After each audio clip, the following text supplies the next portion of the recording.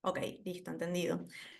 Vamos a comenzar con el primer tema, que es el intercambio telegráfico. Va a estar a cargo de Gastón Llopart, abogado laboralista y docente universitario, y Daniela Ducros, abogada laboralista, miembro de La Corriente, doctora en Derecho del Trabajo, docente de la UBA, autora de libros, publicista. Bueno, en fin, la verdad que un lujazo el curso organizado de La Corriente. Le voy a dar espacio a Gastón. Gastón, ¿estás ahí? Estoy acá, Romy, ¿qué Perfecto. tal? Buenas tardes a todas y todos. Da un gusto encontrarnos esta vez en este espacio creado por La Corriente para que todos aquellos abogados, abogadas o próximos profesionales del derecho puedan adquirir algunas herramientas vinculadas a notificaciones e intercambio telegráfico.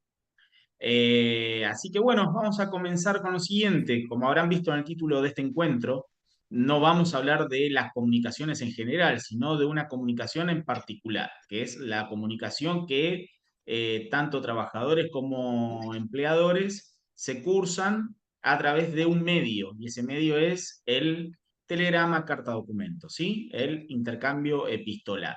Hay otras comunicaciones, ¿sí? Que no se vinculan con esto, pero son en el día a día, tanto trabajador como empleador se comunican, ¿sí? Se comunican para dar o recibir órdenes, se comunican para determinadas cuestiones relacionadas al contrato de trabajo, sobre cuál va a ser la jornada que tiene que prestar tareas el trabajador, cuál va a ser el periodo de vacaciones, en fin, ese tipo de comunicaciones que son comunicaciones diarias, del día a día o de circunstancias muy puntuales, pero que no requieren una formalidad, ¿sí? De hecho, en muchas oportunidades, y lo vamos a ir mencionando a lo largo de este encuentro, la ley de contrato de trabajo hace cierta distinción entre notificación o notificaciones fehacientes, ¿sí? Pero esa discusión, ese debate se da cuando hay determinados conflictos o determinadas circunstancias que obligan a alguna de las partes a adoptar la comunicación fehaciente, y el medio por excelencia de notificación fehaciente suele ser el telegrama carta documento, ¿sí? Porque bueno, como bien sabrán ustedes, cuando no hay conflictos entre las partes, esas notificaciones informales se dan incluso verbales, ¿sí? Una parte no requiere de la prueba de haber notificado determinadas circunstancias, ¿sí? Mientras tanto trabajador como empleador no se genere ningún tipo de debate, le informa al trabajador al empleador sobre, por ejemplo, que se encuentra de licencia médica, imposibilitado de concurrir a prestar tareas, y esto no genera ningún tipo de debate. Ahora, cuando suele haber conflictos, ese tipo de notificaciones son de difícil prueba, ¿sí? Y ahí, y ahí es que acudimos a las notificaciones fehacientes. Estas notificaciones requieren se aplican unas determinadas reglas para que sepamos. En primer lugar, seguramente a muchos y muchas de ustedes, cada vez que algún trabajador por primera vez, o incluso ustedes, nosotros, y yo me incluyo en mi época de trabajador en relación de dependencia, me llega el primer telegrama y resulta que ese telegrama, carta documento, tiene una fecha en un sello, pero a mí me llegó en una fecha diferente. Y yo no sé qué fecha computar, si es la fecha que dice esa comunicación o la fecha de la recepción, ¿sí? Entonces, acá para dilucidar ese tema, aplicamos la teoría recepticia de las comunicaciones, ¿sí? Lo que vale es el momento en que llega a esfera del conocimiento de la parte esa notificación, ¿sí? Entonces, en primer punto es la teoría de la esfera del conocimiento, teoría recepticia de la comunicación. Ahora, seguramente ustedes estarán pensando, y bueno, si esa notificación tiene que llegar a mi esfera del conocimiento, es muy sencillo. Hago lo imposible para que no llegue a mi esfera del conocimiento y ya está. Tema solucionado, y yo no me voy a enterar nunca del contenido de esa notificación. Pues no.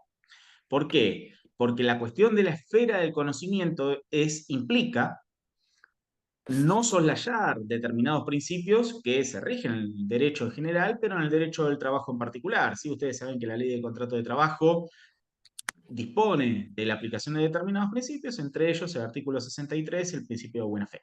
¿Sí?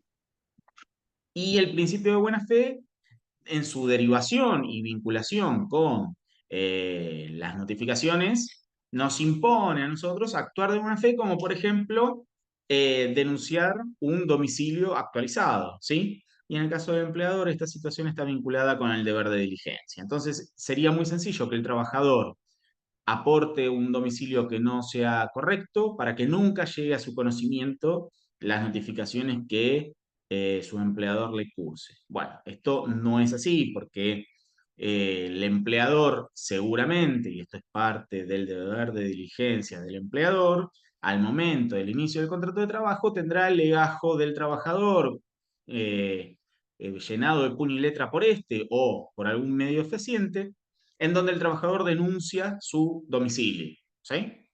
Entonces, ahí van a ser válidas las notificaciones que curse el trabajador a ese domicilio que ha denunciado, que es actualizado. Por supuesto que el trabajador deberá de mantener actualizado ese domicilio. ¿Sí? Y lo mismo pasa con el empleador. ¿Qué ocurre si el trabajador le cursa un telegrama a su empleador a un domicilio que, por ejemplo, no es el domicilio legal, pero es el domicilio del establecimiento donde presta tareas el trabajador? Esa notificación, ¿tiene efecto o no tiene efecto? En principio sí, por supuesto, va a tener efecto. ¿Qué pasa si el empleador se niega a recibir esa notificación? Bueno, si se niega a recibir y luego se comprueba que esa notificación fue cursada de forma correcta, se entiende que ha llegado a esfera de conocimiento del empleador y ha sido el empleador el que ha obstaculizado la notificación, por lo tanto, esa notificación ha sido efectiva, es válida y eventualmente será el empleador el que deberá de soportar las consecuencias por no haber cumplido con lo que se requería en esa notificación. Y esto no es menor, porque otra cuestión que está expresamente legislada en la Ley de Contrato de Trabajo, en el artículo 57, es el silencio de las partes, ¿sí? Al trabajador no le genera una presunción en contra su silencio, pero sí al empleador, ¿sí? Entonces, del artículo 57 se deriva que como regla general, el trabajador debe de intimar, y después voy a profundizar un poquito con la cuestión de la intimación, debe de intimar en un plazo no menor a 2 días hábiles. ¿Sí? Así que la cuestión de la intimación y la cuestión del plazo, ahí ya van viendo que es un tema esencial en las notificaciones. ¿Sí? Entonces, recapitulando y repasando, tenemos como regla el efecto recepticio de las comunicaciones. Importa que esa notificación el día que llega a conocimiento de la otra parte. No importa la fecha en que ha sido cursada, ¿sí? Importa la fecha en que llega a conocimiento de la contraparte. Eh, Se aplican los principios del derecho del trabajo, entre ellos el actuar de buena fe, principio de diligencia del empleador y el tercero, que las partes siempre tienen que actuar atendiendo a la continuidad del contrato de trabajo, ¿sí? Por ejemplo, el trabajador, salvo que la causa lo justifique y sea una causa grave, y ahora vamos a profundizar un poquito con esto y sobre todo en la parte especial que con Daniela vamos a mencionar algunos supuestos, pero salvo que exista una situación grave, el trabajador no podría colocarse en situación de injuria en un primer telegrama, ¿sí? Entonces, bueno, los principios del derecho del trabajo se aplican. Y la cuestión de la diligencia le impone al empleador que, por ejemplo, curse los telegramas en las cartas documentos en debida forma, que lo haga al domicilio actualizado del trabajador, que cumpla con los requisitos que la ley del contrato de trabajo impone para determinadas circunstancias. Por ejemplo, en la descripción de injurias, si va a despedir a un trabajador con causa que cumpla con los requisitos previstos en el artículo 243, ¿sí? Explicar las circunstancias de tiempo, modo y lugar, ¿sí? Porque esto hace también al derecho de defensa de la contraparte. ¿Eh? Estas cuestiones que son de materia general del derecho se aplican al derecho del trabajo particular y sobre todo al intercambio epistolar, porque piensen que en esas comunicaciones recíprocas entre trabajador y empleador se va a cimentar el eventual reclamo, ¿sí? Y frente a ese cimiento, a ese esqueleto que se ha construido a través del intercambio epistolar, después las partes lo van a tener que sostener a lo largo del reclamo hasta que o lo resuelvan entre ellos o bien lo resuelva un juez en el ámbito judicial. Hasta acá, no sé si alguien tiene alguna duda, alguna consulta, si no, sigo avanzando. Gastón, hay una pregunta en el chat, sé que lo hago Sí, ahora porque me parece oportuno, dice buenas tardes, claro. Telegram ha enviado a uno de los empleadores, persona física, reclamo de registración de personal de casas particulares. La primera respuesta no responden, la segunda visita dice domicilio desconocido, el domicilio, bueno, dice que es en Cava, eso no importa, pero ¿cómo sugiere seguir en este caso? Es decir, la primera respuesta no responden y la segunda domicilio desconocido. Bueno, muy buena la pregunta de Romina. Más allá de la cuestión de si es ley de contrato de trabajo, si es trabajadoras de casas particulares o cualquier otro estatuto, eso no tiene impacto en esta cuestión, ¿sí? Así que eso, en este caso concreto, resultaría irrelevante. Lo que sí es relevante es, ¿qué pasa si se cursa una notificación y esa notificación se cursa a un domicilio con estas dificultades, o bien que no responde o bien que el domicilio es desconocido, ¿sí? Si el domicilio no responde, bueno, quien hace, y esto es un tema no menor, quien cursa la notificación asume las consecuencias, por un lado, y por el otro lado, el actuar de buena fe de las partes, ¿sí? Esto siempre entra hasta por momentos en, no diría en colisión, pero sí se tienen que armonizar una y otra cuestión, ¿sí? Por un lado la buena fe y por el otro lado actuar con la debida diligencia. ¿Por qué? Porque si el trabajador, se supone, o el empleador, denuncian un domicilio, ese domicilio tiene que ser correcto y actualizado. Si ese domicilio denunciado no existe, quien lo denunció tiene que asumir las consecuencias de aportar un domicilio inexistente, ¿sí? Así que como esa notificación no pudo cursarse por responsabilidad de su receptor, se entiende de que esa notificación es válida, ¿sí? Ahora es distinto que haya existido un error al momento de cursar la notificación. Entonces, si hubo un error por la deficiente registración, de la deficiente consignación, perdón, del domicilio, quien tiene que asumir las consecuencias de eso es el emisor, ¿sí? Eso es en primer lugar. Y de ahí se deriva la cuestión del domicilio que es desconocido. Si el domicilio es desconocido, pasa esto que les dije, que quien denunció incorrectamente el domicilio asume las consecuencias. Si hubo un error, bueno, el emisor tiene que asumir esa situación.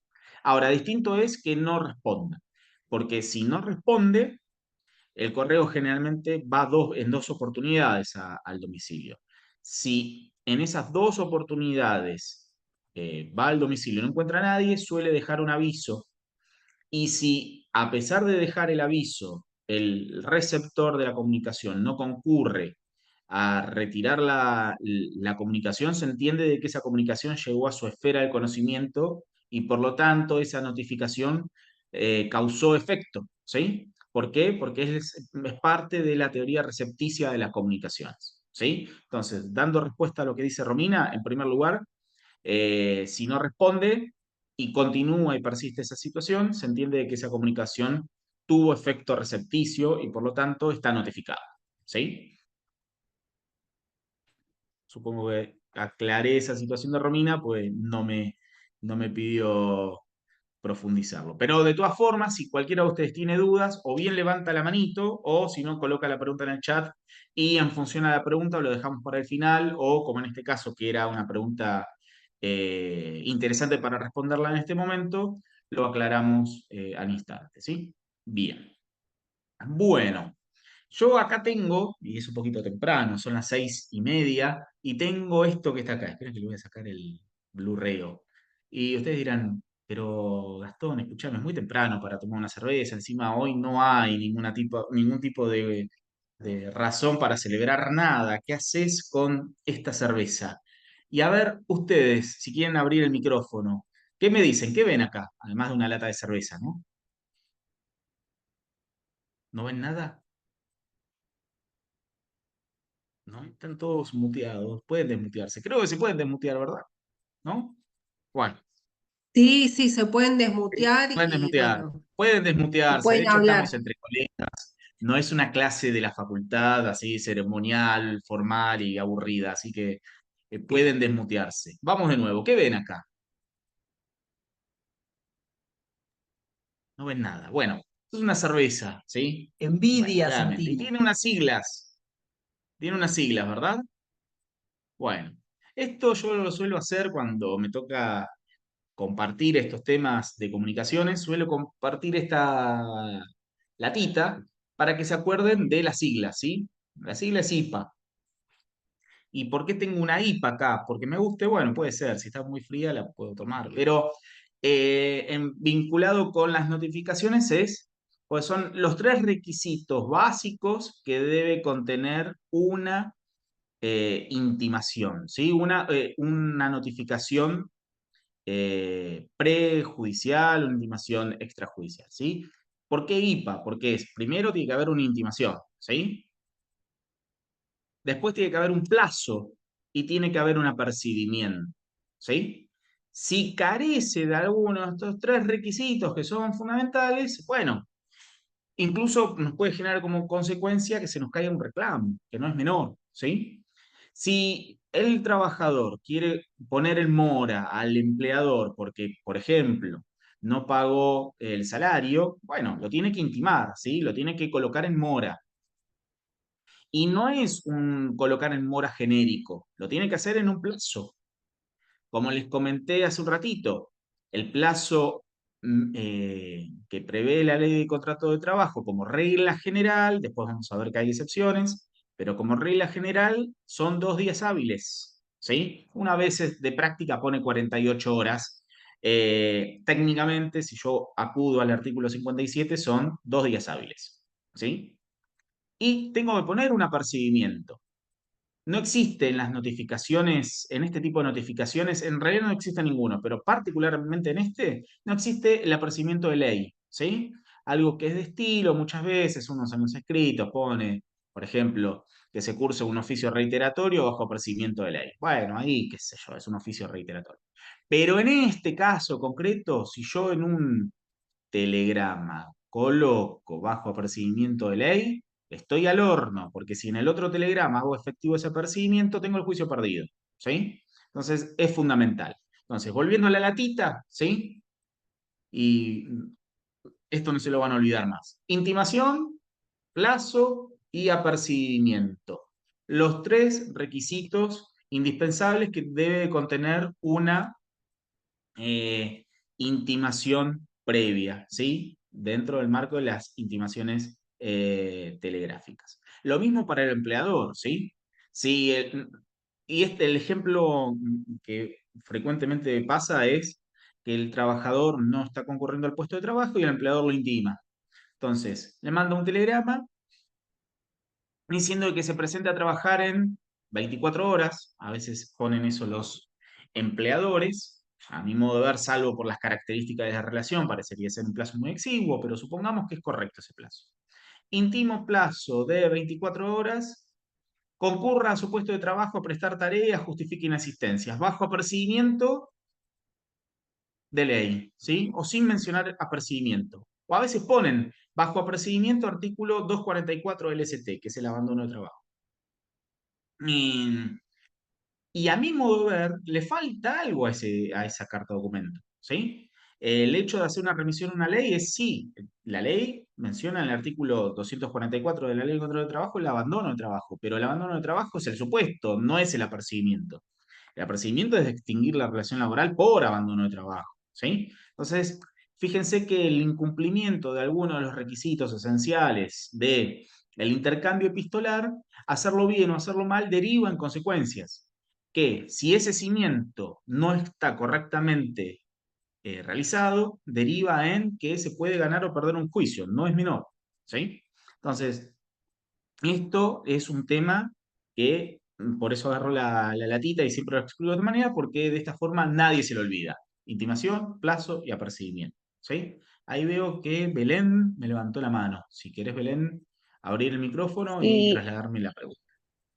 perdón, era del tema pasado en realidad. Quería traer un ejemplo que pasó en mi trabajo, en donde le habían mandado a una trabajadora una carta documento, foto mediante WhatsApp. Y quería consultar a ver en ese caso que no llegó al domicilio ni fue notificada fehacientemente, sino que se lo enviaron por WhatsApp, cuál era la postura a tomar. Bueno, la pregunta muy interesante, Belén, gracias por compartirla. Muchas veces ocurre esto, ¿sí? De que el trabajador dice, me despidieron. Ah, muy bien. ¿Y cómo te despidieron? No, por un telegrama. Ah, ¿y cómo te llegó este telegrama? Porque en base a la recepción, a la fecha, ¿sí? Acuérdense, vinculemos lo que le mencionamos recién. Teoría recepticia, ¿sí? De las comunicaciones. Entonces, en función a cuándo te despidieron, uno tiene o no el derecho de reclamar algunas cuestiones. Y le preguntamos, no, lo recibí ayer. Muy bien, lo recibiste ayer. ¿Y a qué hora? Sí, me fijo en el celular. Se fija el WhatsApp, tengo el telegrama. Mm, ¿Este es el telegrama que recibiste? Me la mandó la jefa de recursos humanos por WhatsApp. ¿Y a tu casa cuándo llegó? No llegó. Bueno, la cuestión es que si bien el despido, en los términos del artículo 245, es decir, el despido sin causa, puede instrumentarse por cualquier medio, ¿sí? En la práctica uno va a hacerlo valer si recibe la carta documento, ¿sí? ¿Por qué digo en la práctica? Pues muchas veces, y esto ocurre cuando uno recién empieza a dar los primeros pasos en la profesión, habla del despido verbal, ¿sí? Bueno, ese despido verbal es verbal, por lo tanto, como regla general es muy difícil de probar un despido verbal, ¿sí? Así que el despido verbal no lo aleguen, ¿sí? Bien, volvamos a la cuestión de Belén. Si el empleador despide por un telegrama, carta documento, uno va a instrumentar y hacer valer como medio probatorio el telegrama, ¿sí? La carta documento que envió el empleador, ¿sí? No el WhatsApp. Ahora, bueno, si el empleador por alguna razón no terminó de remitir esa carta documento, va a tener algunas dificultades para acreditar esa comunicación, ¿sí? Así que, bueno, lo que hay que hacer valer siempre es el haber recibido la notificación cursada. En este caso, si se cursó una notificación de una carta documento, hay que hacer valer la recepción de esa carta documento por el método normal, que es el cartero y el informe que el cartero eh, brinda cuando hace la entrega de esa notificación. ¿Sí? Bien. Entonces, continuando, vimos entonces la cuestión de los principios y el efecto recepticio. Después no se olviden que está la cuestión de los domicilios, por un lado, el domicilio legal, el domicilio del establecimiento, en el cual se pueden cursar las notificaciones, ¿sí? Al empleador no se le exige que el domicilio, que el trabajador deba de notificar al menos durante el intercambio epistolar a un domicilio específico, ¿sí? Uno por recaudo siempre hace esas notificaciones al domicilio legal si cuenta con el dato. Generalmente esa información se vuelca en el boletín oficial o en el registro de sociedades. Ambos tienen eh, la info online, ¿sí? Eh, pero también se puede cursar la notificación al domicilio consignado en el recibo de sueldo, ¿sí? Viene el trabajador con el último recibo de sueldo y ahí figura una dirección. En tanto no se le haya informado sobre un cambio de ese domicilio, es válida esa notificación, ¿sí? Así que fíjense que hay varias opciones para cursar las notificaciones, y además está la cuestión de las sucursales también. Si es un empleador que tiene múltiples sucursales, las notificaciones a las sucursales también causan efecto, ¿sí? Y en el caso del trabajador, como regla general, es el domicilio que denunció en su legajo, ¿sí? Lo que uno suele sugerir a algún empleador es que ese domicilio esté redactado de puño y letra por el trabajador, por si eventualmente hay algún tipo de desconocimiento, pero también puede ser perfectamente válido la notificación cursada si uno tiene acceso al domicilio denunciado ante el RENAPER, ¿sí? Y lo que también se hace de práctica muchas veces es distinguir el domicilio epistolar del domicilio real del trabajador, ¿sí? ¿Cuál sería el domicilio epistolar? El que muchas veces tanto el trabajador como el empleador consignan en la primera notificación o en las posteriores que le cursa a su empleador cuando ya el conflicto está detonado, ¿sí? Cuando ya el conflicto eh, se materializó en esas comunicaciones, suele denunciarse un domicilio epistolar que generalmente coincide con el domicilio del abogado que representa a una u otra parte, ¿sí? ¿Y ese domicilio causa efecto? Sí, causa efecto, ¿sí? Causa efecto, tiene efecto recepticio, es un domicilio denunciado en un documento epistolar, así que ese domicilio causa efecto. Voy a apagar un segundito la cámara porque tengo que ir a buscar el cargador mientras sigo exponiendo, porque estoy viendo que me estoy quedando sin batería. Después está la cuestión de las notificaciones, ¿sí? Vinculadas a el instrumento que se utiliza, qué carácter tiene, ¿sí? Si los telegramas o cartas documento tienen o no el carácter de instrumento público. Y ese es un debate también, porque, bueno, entiende muchas veces la jurisprudencia que el instrumento utilizado, sobre todo el correo argentino, como se instrumenta a través de un formulario de estilo, con la intervención de un funcionario y demás, es equiparable a un instrumento público. Entonces, si es equiparable a un instrumento público, más allá que alguna de las partes lo cuestione en su validez, bueno, no basta un mero desconocimiento, pues si se lo equipara a un instrumento público, la forma de cuestionarlo es a través de la redargución, ¿sí? Entonces, esta cuestión, piénsenla porque esa comunicación, sobre todo en la que se efectúa una intimación al empleador a que cumpla con determinada obligación, y las demás formalidades que recién estuvimos viendo, también causa efecto en el plazo de prescripción, ¿sí? Que seguramente después con Dani vamos a profundizar en esto, pero piensen que ahí hay una cuestión de suspensión de la prescripción, ¿sí? El hecho de la intimación prejudicial, ¿sí?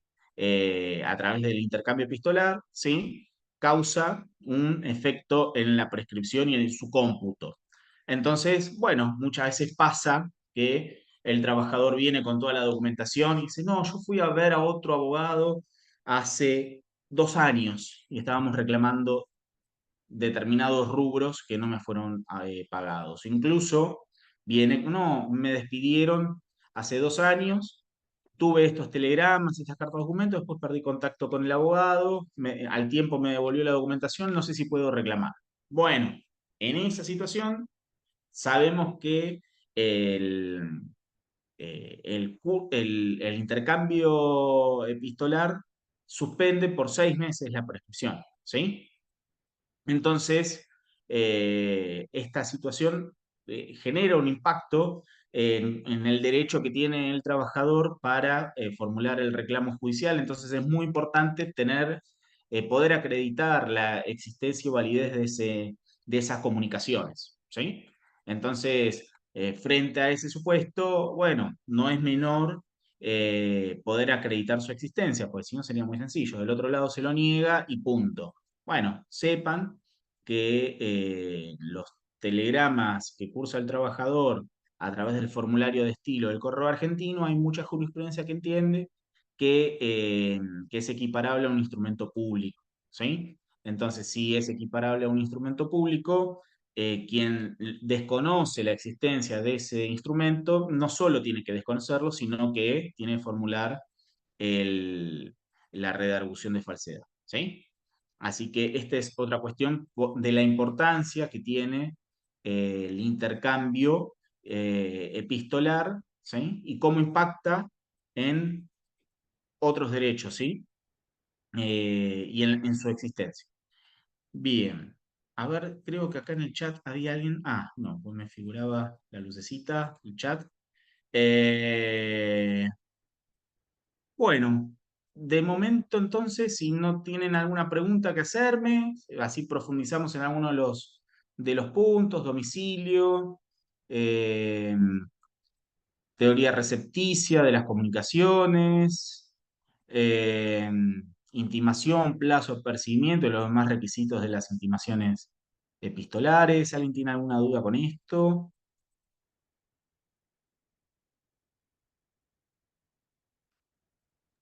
Exacto, bueno, ahí es un poco a lo que apuntaba, porque la importancia de, de las comunicaciones epistolares, ¿sí? Y va relacionado con la pregunta que hace Maximiliano, ¿sí?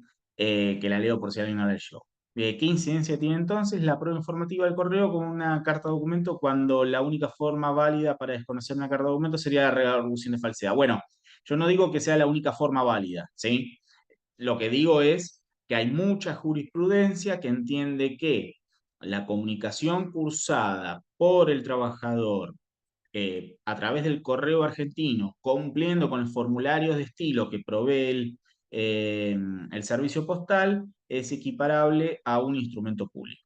Entonces, si la contraparte pretende desconocerlos, no solamente tiene que hacer un desconocimiento genérico de esos instrumentos, sino que tiene que plantear su redargución de falsedad, ¿sí? Sobre todo porque hay veces en donde el correo no puede informar porque destruye o dice haber destruido sus registros y se le puede preguntar al correo perfectamente si el formulario y los sellos utilizados son de estilo y si eso sí son válidos, y muchas veces el correo dice que sí.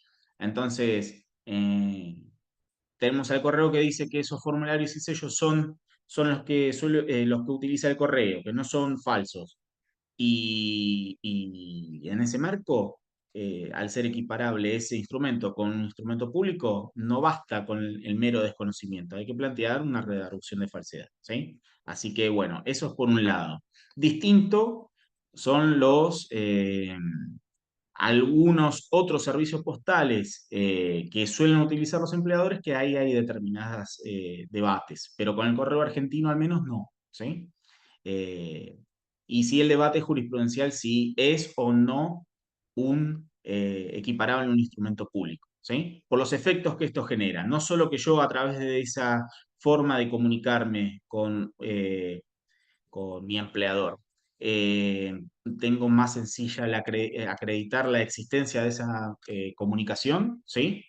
Sino que también tiene impacto en otras cuestiones como por ejemplo la prescripción, ¿sí? Bien. Un detalle no menor. Recuerden que también esas comunicaciones, por los que le comentaba el requisito del IPA, tienen que ser autosuficientes, ¿sí?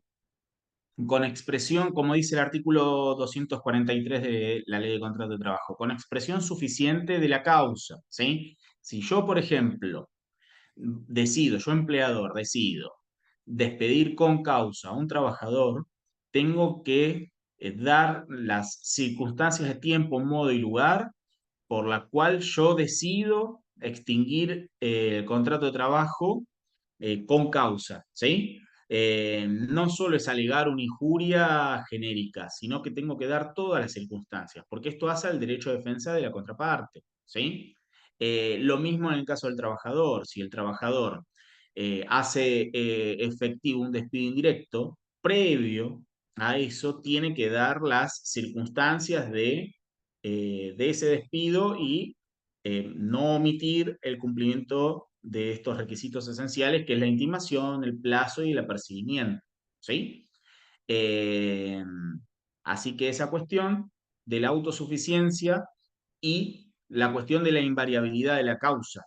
¿Sí? Si se determina un despido, ese despido, ¿sí?, se cimenta en los términos del intercambio epistolar, ¿sí?, con posterioridad al reclamo judicial, en donde no se puede modificar las razones invocadas en el intercambio epistolar. ¿Sí? Eh, Bien. ¿Alguna pregunta sobre este tema antes de profundizar en aspectos ya más puntuales de las notificaciones? ¿No? Bueno, o tengo dos opciones. O fui más o menos claro o no entendieron nada. Espero que haya sido la primera. De todas Clarísimo. formas, si les surge alguna duda, la van colocando en el chat y al final de la intervención de Daniela nos vamos a quedar unos minutos a aclarar dudas y consultas, ¿sí? Bueno, le cedo la palabra a Bueno, Romina, que a su vez... gracias, Gastón. Ahora empieza lo mejor, ¿eh? Ahora empieza lo mejor, eso se los aseguro. Le damos la palabra a Daniela Ducros. Dani, cuando quieras, todo tuyo. Hola, ¿cómo están? Buenas tardes. Bueno, aplaudo acá a Gastón que le había prometido aplausos, así que acá están. Quiero, quiero agradecer a los compañeros de la Corriente por por la invitación a participar del curso. Y bueno, ahora vamos a comenzar a analizar algunas situaciones más prácticas. Voy a comenzar por el trabajo no registrado. Como ustedes sabrán, la ley 24.013 sanciona el trabajo no registrado o defectuosamente registrado. No sabemos por cuánto tiempo más estará esto vigente, porque va avanzando la reforma laboral, ya obtuvo media sanción en diputados, pero mientras tanto le prendemos una vela a cada santo, la esperanza es lo último que se pierde y vamos a verla igual. Yo les digo esto a ustedes, tal vez me lo estoy diciendo a mí misma, sepan disculpar. Bueno, el artículo 11 de la ley 24.013 establece los requisitos que debe cumplir la intimación para la procedencia de estas indemnizaciones por trabajo no registrado de los artículos 8, 9 y 10, señalando que debe estar vigente la relación al tiempo de intimar por la correcta registración, porque la intención original del legislador era que el empleador al recibir esta comunicación registrara la relación.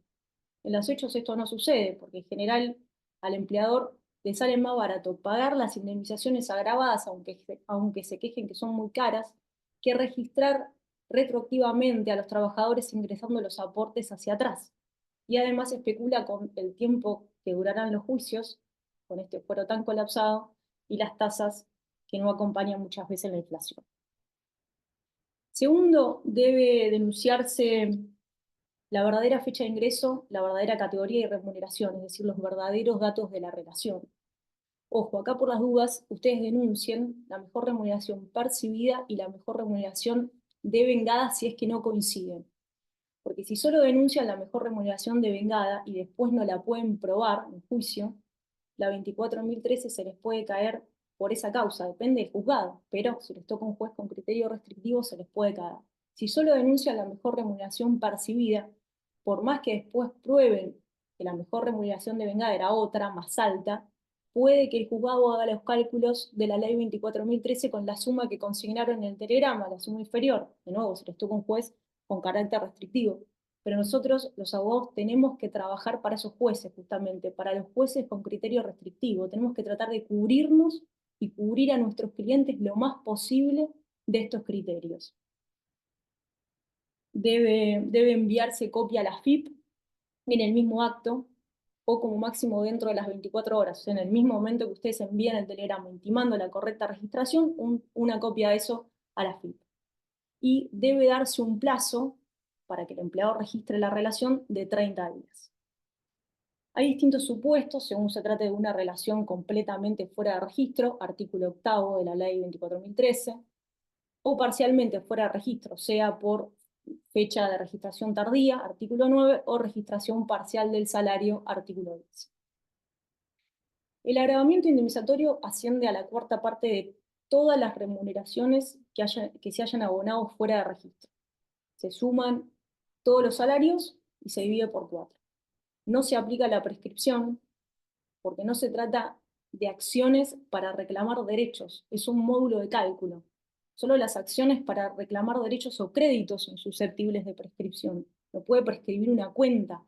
Esta es una indemnización que recién se hace exigible con la negativa del empleador a registrar correctamente la relación, con la negativa o ante su silencio. Entonces, si el empleador dentro de los 30 días registra la relación, se exime de pagar estas indemnizaciones agravadas. Para reclamar estas indemnizaciones no hace falta que haya despido. Pueden reclamarse aún cuando no se haya extinguido la relación, artículo 14 de la ley 24.013. Entonces, bueno, en base a esto que hablamos, porque esta es una clase práctica, yo soy malísima con todo lo que es PowerPoint, sepan disculpar, pero vamos a ir haciendo los telegramas verbalmente y cualquier cosa, si alguno quiere participar, si quieren poner algo en el chat. A ver, imaginemos un caso de intimación por 24.013, un empleado administrativo que ingresó en octubre del 2012, pero estaba registrado en octubre del 2018. Le pagan de salario 1 millón de pesos en blanco y otro 1 millón de pesos fuera de registro. Entonces, ¿cómo sería esta intimación? Bueno, yo les digo, pero si alguno quiere participar, vamos juntos, ¿eh? Tiene que comenzar así. Por ejemplo, siendo que me desempeño para usted como empleado administrativo, categoría administrativo B. Entonces ya empezamos a ponerle todos los datos de registro. Administrativo B del convenio colectivo aplicable, desde correcta fecha de ingreso, 1 de octubre del 2012, y no desde el 1 de octubre del 2018, como indica falsamente mi recibo de haberes. Percibiendo una remuneración de 2 millones, la remuneración total le ponemos, y no de 1 millón, como indica mi recibo. Entonces, lo intimo, intimación, como decía Gastón, lo intimo, en los términos de los artículos 9 y 10 de la ley 24.013, a que en el plazo, el otro requisito que decía Gastón, en el plazo de 30 días va a ser en este caso, registre correctamente la relación que nos vincula, bajo apercibimiento, el tercer requisito, de considerarme injuriado y despedido por su culpa. ¿Sí? Y en ese mismo acto, además, ¿qué hay que hacer? A ver si alguien se acuerda lo que dije. Falta algo. No Telegrama. para... ¿Cómo? Mandar el mismo telegrama, pero a FIP también. Bien, correcto. Ahí está. Mandar copia de eso a la FIP. Son 2 telegramas. Y entonces imaginemos que el empleador contesta y niega todo, ¿no? Normal. El trabajador, si quisiera, podría iniciarle un juicio reclamando las indemnizaciones de los artículos 9 y 10 de la Ley Nacional del Empleo, sin considerarse despedido, o podría considerarse injuriado y despedido por esa causa, que es lo que suele ocurrir. Y entonces, en ese caso, la ley 24.013 establece otra indemnización agravada en el artículo 15. Esa indemnización sí es para el caso de despido directo o indirecto. El despido que sucede como consecuencia de la intimación dentro de los 2 años de la intimación, dice la norma. Y consiste en pagar nuevamente los importes de los artículos 232, 233 y 245 de la Ley de Contrato de Trabajo. Esas indemnizaciones se duplican. La ley busca proteger al trabajador que intima, generando una presunción en contra del empleador que lo despide en ese lapso. Presume que el despido es como consecuencia, como represalia de la intimación. Si cualquiera de estos requisitos antes mencionados no se cumplen, no prosperan las indemnizaciones agravadas. Con excepción, hay una excepción, que es el envío del telegrama a la FIP en relación al agravamiento del artículo 15. Porque el envío del telegrama a la FIP dentro de las 24 horas de la intimación es un requisito introducido por la ley 25.345 en el artículo 11, exclusivamente para la procedencia de las indemnizaciones en los artículos 8, 9 y 10, donde existe ausencia o deficiencia registral, no del 15, que tiene como causa el despido dentro de los 2 años de la intimación y en cuyo caso es absolutamente irrelevante el envío del telegrama a la AFIP. Hay un fallo de la Corte que dice esto mismo, que se llama Di Mauro José con Ferrocarriles, 31 de mayo del 2005. Bueno, ¿y el telegrama cómo sería? Donde el trabajador se considera despedido. ¿Qué tendría que decir este telegrama? Es un segundo telegrama. El trabajador dice, supongamos que el empleador niega todo, ¿no? Entonces el trabajador le contesta, rechazo su carta documento por falsa, maliciosa, improcedente, ante su negativa a registrar correctamente la relación que nos vincula en los términos que se denuncian, no me deja más opción que considerarme injuriado y despedido. Acá se considera despedido por su culpa, ¿no? Quedando el despido comprendido dentro de los términos del artículo 15 de la Ley Nacional del Empleo. Y ahí mismo le va a decir, lo intimo, plazo perentorio, 2 días hábiles, abone indemnizaciones. Artículo 245, indemnización por antigüedad, 232, 233, preaviso de integración, SAC y vacaciones proporcionales, días trabajados, y artículos 9, 10 y 15 de la Ley Nacional del Empleo. Lo intima a pagarle todo eso, bajo percibimiento de iniciar acciones, reclamando todo esto judicialmente. Bien, después tenemos el incremento indemnizatorio del artículo 1 de la Ley 25.323.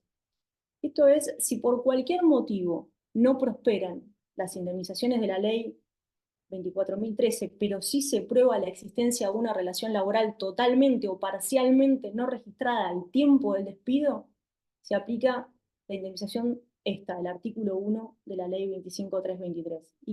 ¿Y cómo se calcula esta indemnización? Duplica el importe del artículo 245.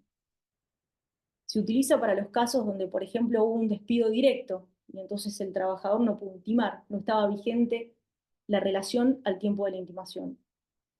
Cuando no se denunciaron correctamente los datos de la relación, salario, fecha de ingreso y categoría. Cuando no se respetó el plazo de los 30 días para la intimación. Por ejemplo, el trabajador intimó por 2 días hábiles y se consideró despedido antes de tiempo.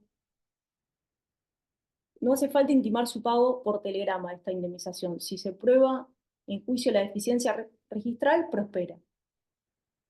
Nunca podrían ir juntas tampoco la indemnización del artículo 1 de la Ley 25.323 con la indemnización, con cualquiera de las indemnizaciones de la Ley 24.013, porque sancionan los mismos hechos, la falta de registro de la relación. Esto lo aclara expresamente el tercer párrafo del artículo 1 de la Ley 25.323. Bueno, hasta acá estas indemnizaciones por trabajo no registrado. Después, si se deroga todo, hay que organizar otro curso u otra clase para ver cómo hacemos para reclamar estos daños, porque esto no va a quedar así, no va a quedar así. El trabajo no registrado, la clandestinidad de la relación en el caso de los artículos 8, 9 y 10 de la Ley 24.013, el artículo 1 de la Ley 25.323, generan un daño al trabajador que subsistiría sin reparar. Un daño que no se resuelve siquiera con el ingreso posterior de los aportes adeudados, porque vivir sabiendo que no te venés obra social, o que si te morís, tus hijos, tu familia quedan completamente desamparados a la intemperie del derecho, diría yo, sin techo, es un daño. El daño causado por un despido en represalia luego de la intimación a registrar correctamente la relación en el caso del artículo 15 de la Ley 24.013. El daño causado a quien se ve forzado a iniciar un juicio para cobrar las indemnizaciones del despido que no se las pagaron, en el caso del artículo 2 de la Ley 25.323, que es a lo que ahora me voy a referir. Entonces, por más que se deroguen estas leyes, la Ley 24.013, la 25.323, al día siguiente, el artículo 19 de la Constitución Nacional va a seguir proclamando el deber de indemnidad, y el artículo 1740 va a seguir diciendo que la reparación tiene que ser plena, que tiene que ser integral, y entonces nosotros los abogados, ¿qué vamos a hacer? Vamos a tener que reclamar los daños en forma extratarifada. Pero bueno, eso queda para otra clase. Luego tenemos algunas comunicaciones posteriores a la extinción del contrato, como por ejemplo el reclamo de las constancias documentales del artículo 80 y la indemnización por su falta de entrega. Finalizado el vínculo, el trabajador tiene que hacer entrega del certificado de trabajo y servicios y el de aporte y remuneraciones. Y para esto tiene un plazo de 30 días. 30 días desde la extinción del contrato. En realidad, el artículo 80 de la Ley de Contrato de Trabajo, texto ordenado, el artículo 45 de la Ley 25.345, dice 2 días hábiles desde el requerimiento. Pero el decreto 146 del 2001 dice que el plazo es de 30 días desde la extinción del contrato. El decreto 146 del 2001 es inconstitucional, porque comete un exceso reglamentario. Fijar un plazo mucho más extenso no es reglamentar. Pero igual, como dijimos, nosotros como abogados tenemos que trabajar para los jueces restrictivos. Entonces mejor esperar, cumplir el plazo, darle los 30 días en vez de estar planteando inconstitucionalidades innecesariamente. ¿Y cómo se hace? Bueno, una vez que pasan los 30 días desde la extinción del contrato, ahí sí, se intima por 2 días hábiles al empleador que ya está en mora a efectos de que haga entrega de los certificados, bajo apercibimiento de lo previsto por el artículo 80. Es decir, si el empleador no cumple y no hace entrega en tiempo oportuno, va a tener que pagarle al trabajador una indemnización que es equivalente a 3 salarios. Y acá van a ver que el empleador... Perdón, Sí. si podrías repetir esta última parte de cuándo se hace la intimación, es decir, a los 2 días de... No Sí, entendí esa parte. sí. Ustedes tienen que dejar, desde la extinción del contrato, tienen que dar el plazo de 30 días, tienen que pasar 30 días. Y una vez que se cumplieron los 30 días, al día 31 pueden hacer la intimación. Y lo tienen que intimar a que les entregue el certificado de trabajo, darle un plazo de 2 días hábiles, como cualquier otro, bajo apercibimiento de lo previsto en el artículo 80. Así sería. Y acá les decía que ustedes van a ver que el empleador en general les contesta que pone los certificados a disposición. ¿Pero alcanza con esto? No, no alcanza con que el empleador diga que pone los certificados a disposición. La puesta a disposición no es una forma de dar cumplimiento a la obligación, es solo una expresión. La obligación del artículo 80 es de hacer entrega. No se cumple poniendo a disposición. Eso sería como pretender que el dinero en la cuenta bancaria del empleador puesto a disposición pueda cancelar la deuda. Borda decía, lo que está en el cajón de mi escritorio jamás podría cancelar la obligación de pago. El único camino que tiene el empleador para liberarse de esta obligación, si es que no puede entregarle efectivamente el documento del trabajador, sería consignarlo judicialmente, eso sí. En cuanto al pago de las indemnizaciones, si bien la mora es automática para las indemnizaciones, la ley establece un plazo para su pago. Entonces, el empleador debe pagarlas al 4.º día hábil del despido. Artículos 137, 128 y 255 bis de la Ley de Contrato de Trabajo. Y tenemos una indemnización que es la indemnización por falta de pago en término. Si el empleador no paga las indemnizaciones de los artículos 245, 232 y 233, me refiero a indemnización por antigüedad, preaviso e integración, obligando al trabajador a iniciar acciones judiciales para cobrarlas, el artículo 2 de la Ley 25.323 establece una indemnización por falta de pago en término. ¿Y cómo se calcula? Bueno, es equivalente al 50% de las indemnizaciones que establecen esos mismos artículos, es decir, la mitad de la indemnización por antigüedad, la mitad del preaviso y la mitad de la integración. Hay algunos requisitos de admisibilidad de esta indemnización. La norma exige que haya mora, que es un supuesto de mora, una intimación de pago incumplida y el inicio de las actuaciones judiciales o administrativas que finalmente son las que tienden al cobro del crédito. Ahora bien, como para percibir la indemnización del artículo 2, la ley exige que el empleador haya sido previamente intimado por el trabajador a pagar estas indemnizaciones de los artículos 45, 32 y 233, hay que tener cuidado con esto y con algunos criterios restrictivos, porque si ustedes intiman al pago de las indemnizaciones en el mismo telegrama del despido, estarán intimando al empleador cuando todavía no está en mora, lo que sucede recién al 4.º día hábil del despido. Y muchos jueces entonces en esos casos van a rechazar el agravamiento indemnizatorio del artículo 2 de la Ley 25.323. Por eso lo que yo hago es volver a intimar al pago de las indemnizaciones derivadas del despido. Las intimo cuando lo considero despido al trabajador, sí, pero después vuelvo a intimarlas. Cuando mando el tercer telegrama reclamando el certificado de trabajo, a los 30 días del despido, vuelvo a intimar las indemnizaciones. Y entonces ahora vamos a hacer un ejemplo de cómo haríamos este telegrama, que tenemos que pedir dos cosas: el certificado y las indemnizaciones otra vez para que prospere el artículo 2 de la ley 25.323. Entonces sería algo así: habiendo transcurrido el plazo de 30 días desde el despido, sin que usted hubiera hecho entrega de las constancias documentales previstas por el artículo 80, lo intimo plazo 2 días hábiles, entregue las mismas bajo apercibimiento de lo dispuesto en el artículo 45 de la ley 25.345, que es el artículo 80, ¿no?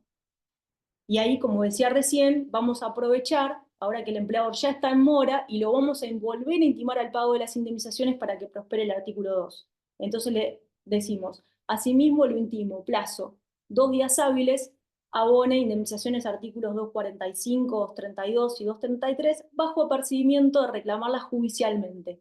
Caso contrario, artículo 2 de la ley 25.323. Y ahí ya no sé qué se le podría ocurrir a nuestros jueces y juezas para rechazarlo, pero hay que tener mucho cuidado con esto porque hay algunos que son muy creativos, así que siempre hay que estar atento. ¿Y qué pasa si el empleador no ingresó los aportes? Ya tenemos otra sanción por el no ingreso de aportes. En el artículo 132 bis de la Ley de Contrato de Trabajo se establece una sanción combinatoria mensual por retención de aportes y no ingreso al sistema de la seguridad social. No es solo la retención, sino también el no ingreso. Es una sanción muy gravosa porque consiste en que siga corriendo el salario hasta el efectivo ingreso de los mismos. Entonces, la ley establece que para requerirla tiene que haber finalizado la relación laboral por cualquier causa. Este es el único requisito que establece la ley. Y el telegrama debería decir algo así: entonces, siendo que usted ha retenido mis aportes, no habiéndolos ingresado al sistema de la seguridad social, último plazo 30 días, el plazo es de 30 días, ingrese los mismos bajo apercibimiento de lo previsto en el artículo 43 de la ley 25.345, que es el texto que incorpora a la ley de contrato de trabajo en el 132 bis esta sanción.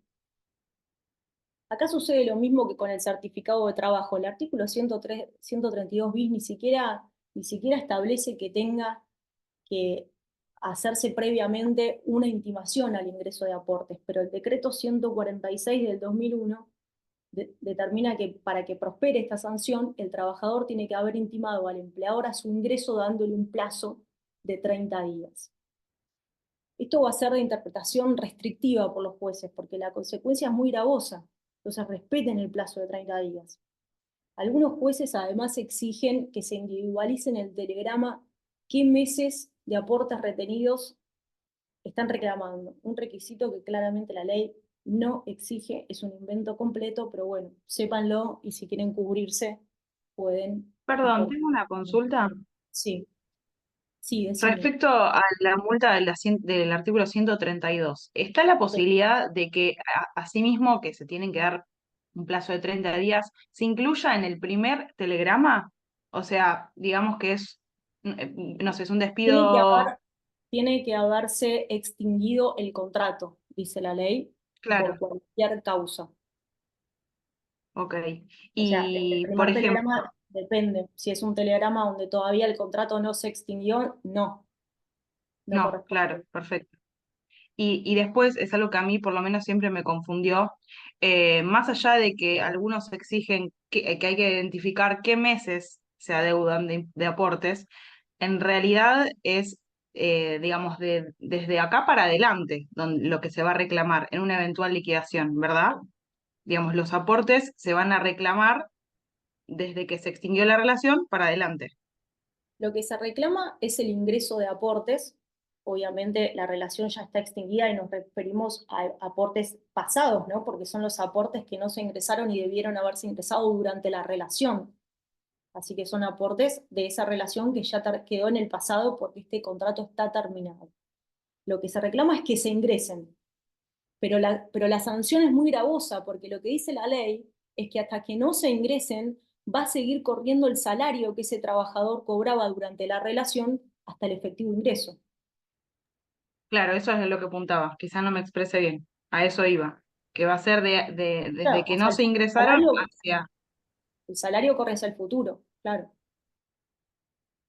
hasta que se ingrese. Y por ahí recién se ingresan cuando son condenados en una sentencia judicial, 5 o 6 años más tarde. Está bien, perfecto. Clarísimo, gracias. De nada. Bueno, no sé si hay alguna duda más con relación al tema de indemnizaciones, sino ahora voy a pasar al tema de extensión de estos reclamos a empresas solidarias, a responsables solidarios. Pero por ahí quedó alguna duda de esto. Bueno, lo mismo que Gastón, o fue muy claro o nadie entendió nada. No, acá estuviste clarísimo, ¿eh? Ay, bueno, gracias, menos mal. Bueno, arranco con el tema de la extensión del requerimiento a las empresas solidarias. Tenemos distintos supuestos en la ley. Quizás el más complejo en este sentido es el del artículo 29. La ley de contrato de trabajo establece una relación directa entre el trabajador y su empleador. Entonces es el empleador el que tiene que registrar al trabajador, darlo de alta en AFIP, en el libro del artículo 52 de la ley de contrato de trabajo, ingresar los aportes al sistema. Ahora, ¿qué pasa cuando entre el trabajador y su empleador intermedia otro sujeto?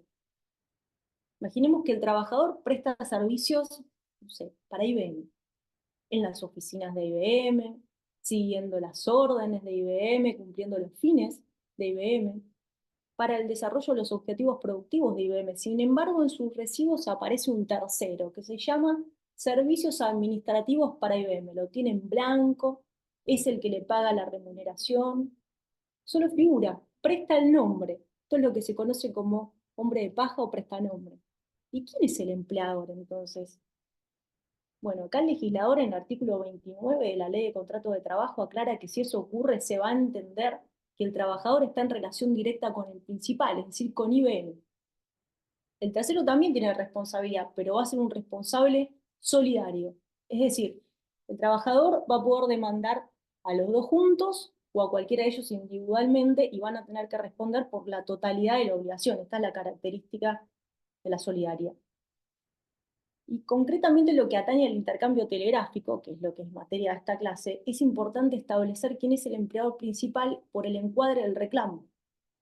Hay que tener cuidado con la forma en la que se lleva a cabo el intercambio telegráfico, porque si se pretende erigir a la empresa principal en el sujeto empleador directo, el despido y la intimación tiene que ir a ella dirigido. Si ustedes envían las intimaciones solo al intermediario, a la persona que figura en el recibo, se consideran despedidos de esa persona y al otro, al verdadero empleador, no le dicen nada, nunca le envían nada, no lo intiman, o solo se le envía copia de lo que le dijeron al sujeto interpuesto, y bueno, esa demanda probablemente va a ser rechazada, porque resulta que al empleador nunca le dijeron nada, no se consideraron despedidos de su empleador, nunca lo intimaron. Y ahora yo les pregunto, ¿el trabajador que estaba registrado para el tercero, está realmente registrado? ¿Corresponden en estos casos los agravamientos indemnizatorios que la ley prevé para los trabajadores que no habían sido registrados? ¿Corresponden en estos casos los agravamientos indemnizatorios de los que hablamos antes, los previstos en el artículo 8 y en el artículo 15 de la Ley Nacional del Empleo?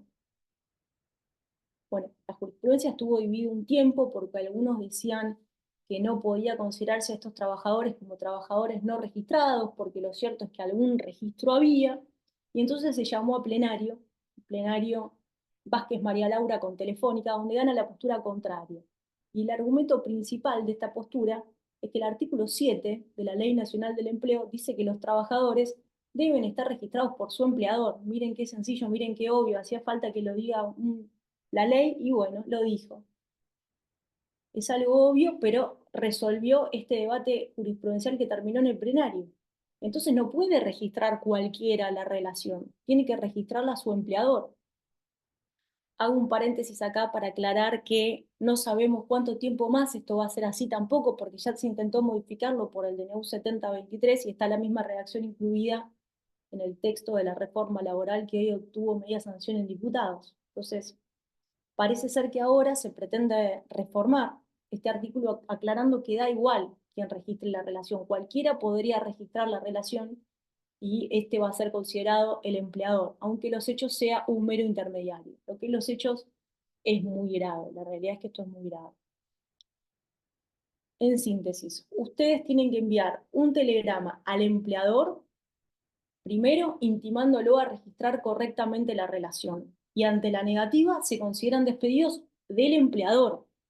Al responsable solidario solo le envían un telegrama transcribiéndole el texto que le enviaron al empleador y diciéndole que lo hacen responsable en idénticos términos conforme lo que establece el artículo 14, la Ley de Contrato de Trabajo, fraude, y 29, interposición y mediación.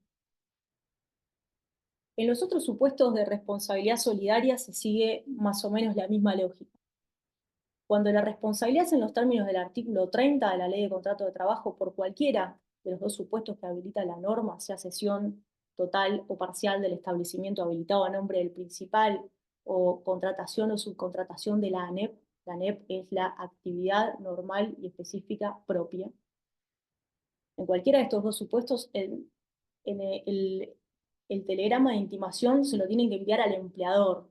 En este caso va a ser al revés, va a ser el que tiene registrado al trabajador, porque esto no es un supuesto de fraude. Y al responsable solidario, al otro, al tercero, se le envía una copia de esa comunicación, donde se le transcribe el texto y se le aclara que se lo intima en su carácter de responsable solidario en los términos del artículo 30. Lo mismo si se trata de grupo económico. La intimación se tiene que dirigir al empleador y a los solidarios se les envía copia, aclarándoles que quedan todos intimados en los términos del artículo 31, si seguirán los presupuestos de la norma allí previstos. En cambio, si la responsabilidad fuera en los términos del artículo 26 de la Ley de Contrato de Trabajo, que es el supuesto de pluriempleador, ahí como todos los sujetos van a asumir el rol de empleador, si quiero demandar a todos, se supone que la intimación debería ir a todos dirigida. En los supuestos de solidaridad por transferencia de establecimiento, artículo 225 a 228, por cesión de personal, artículo 229 de la Ley de Contrato de Trabajo, la intimación se tiene que dirigir al empleador actual, y al otro, en su carácter de responsable solidario, se le envía copia en idénticos términos. Bueno, todo este tema de solidaridad daría para otra clase, ¿no? Pero bueno, tenemos que seguir con el programa. Así que voy a pasar a derechos y deberes de las partes. Ustedes saben que el principal deber del empleador, además de pagar el salario, por supuesto, es el de dar ocupación efectiva al trabajador, artículo 78 de la Ley de Contrato de Trabajo. Entonces, ante el incumplimiento del deber de dar ocupación efectiva, que sería la negativa de trabajo, ¿qué puede hacer el trabajador? ¿Qué hace? El caso típico es que el trabajador se presenta a trabajar y no lo dejan entrar. Entonces ustedes, si los vienen a ver con este problema, lo que le tienen que decir primero es que se haga acompañar por alguien, ¿no? Por algún amigo, por algún vecino, que son los testigos de que no lo dejaron entrar. Y entonces ahí, en el telegrama, deberían armarlo así, decir, por ejemplo, atento no haberme permitido ingresar a mi lugar habitual de trabajo, el día tal, o los días tales y tales. Queda intimado, plazo perentorio 2 días hábiles, aclare situación laboral, bajo percibimiento, ¿de qué? A ver, ¿de qué podría ser? ¿Alguien sabe? De considerarse retención despedido temporal. por justa causa. Muy bien, muy bien. Vieron que están los 3 tips que dijo Gastón que no podían faltar nunca, ¿no? Intimación, apercibimiento y plazo.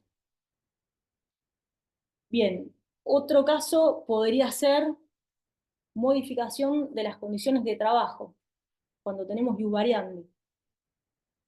Acá está claro que el empleador posee facultades, ¿no? De organización, dirección del trabajo, artículos 64 y 65 de la Ley de Contrato de Trabajo. Sin embargo, la ley aclara que estas modificaciones, estos cambios que podría introducir el empleador, tienen que ser razonables. Es decir, no puede el empleador modificar, no puede alterar condiciones esenciales del contrato de trabajo, salario, categoría, jornada, lugar de trabajo con algunos reparos. Está claro que podría cambiar el lugar de trabajo a un edificio enfrente, si el trabajador solo tiene que cruzar la calle, por supuesto, pero si él está trabajando en la ciudad de Buenos Aires, no lo puede mandar entonces a Mar del Plata. Y si eso ocurre, habrá ejercicio abusivo del lugar y hambre. Ante esto, el artículo 66 de la Ley de Contrato de Trabajo establece que el trabajador tiene dos opciones. O bien considerarse injuriado y despedido por culpa del empleador por esa causa, y en ese caso será acreedor, además de las indemnizaciones derivadas del despido, a que se le repare el daño material y moral ocasionado, ¿no? Lo que obviamente será materia de hecho y prueba, pero la norma lo habilita, el artículo 66 lo habilita. O bien tiene una segunda opción, introducida por la reforma de la ley 26.088, el artículo 66 de la Ley de Contrato de Trabajo en el año 2006, que es la posibilidad de accionar judicialmente solicitando el restablecimiento de las condiciones laborales alteradas. Entonces, supongamos que opta por esta segunda opción. ¿Y cómo sería el telegrama que tendría que mandar? A ver, debería decir. Puede decir algo así. Siendo que usted ha ordenado mi traslado a la ciudad de Mar del Plata, mientras mi domicilio habitual de trabajo es en la ciudad de Buenos Aires, concretamente en la calle, no sé, Libertad 455. Habiéndome quitado el adicional por función jerárquica que percibía y las tareas de supervisión que realizaba, implicando ello una degradación salarial y de categoría. Miren todo lo que le hicieron a este pobre hombre, ¿eh? Entonces, lo intimo en el plazo perentorio, 2 días hábiles, restituya mi lugar habitual de trabajo y el adicional por función jerárquica y mi categoría de supervisión, bajo apercibimiento de reclamar, dichas condiciones alteradas judicialmente, haciéndolo responsable de los daños y perjuicios que su proceder contrario a derecho pudiera generarme. Y acá, después de enviar este telegrama, si no hay restitución de las condiciones laborales alteradas, lo que deberían hacer es iniciar una acción sumarísima con una medida de no innovar, como pone expresamente el artículo 66. Bien, bueno, yo siento que digo un montón de cosas y no hay ninguna pregunta. De verdad es que no sé si es que no se entiende nada o... Bueno, No. Venís perfecto, Dani. Yo te entendí perfecto. bueno. Bien, el otro supuesto dice acá incumplimientos salariales, salarios caídos, diferencias salariales, horas extras mal liquidadas, comisiones impagas. A ver, para reclamar estos créditos, salarios, diferencias salariales, horas extra, comisiones, el artículo 137 de la Ley de Contrato de Trabajo aclara que la mora es automática para las remuneraciones. Entonces, no es necesario intimar por ellos. Podríamos iniciar acción judicial pidiéndoselos directamente al juez.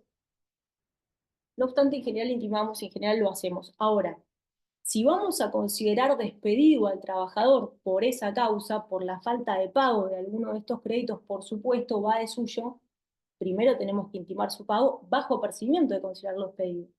Si no, podremos ganar los salarios en un juicio, pero lo que nos van a rechazar seguro es el despido, porque no va a haber habido intimación previa.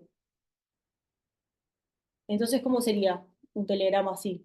Podríamos decirle, siendo que usted me abona una remuneración de 800.000 conforme categoría administrativa, imagínense. Mientras me desempeño como supervisor, correspondiéndome una mejor remuneración de vengada de 1.300.000 conforme la categoría de la escala salarial del convenio colectivo aplicable. En consecuencia, lo intimo plazo 2 días hábiles, lo intimo plazo, abone diferencias salariales audadas bajo apercibimiento de considerarme injuriado y despedido por su culpa. Algo así. Bueno, después tenemos violencia laboral, cese de hostigamiento, trato discriminatorio, requerimiento de adoptar medidas de seguridad.